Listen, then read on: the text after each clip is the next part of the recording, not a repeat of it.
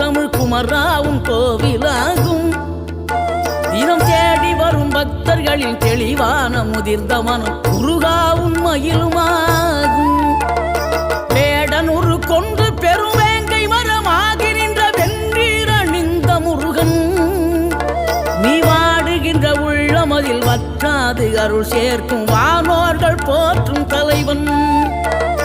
நீரெடுத்த மேனியுடன் ஆறிடத்தில் பேரெடுத்து நினைவெல்லாம் இனிக்கின்றவன், நீ ஓர் எழுத்து ஆயுதமாய் ஒளிகின்ற வேலெடுத்து உறுதுணையாய் வருகின்றவன், எனக்கு உறுதுணையாய் வருகின்ற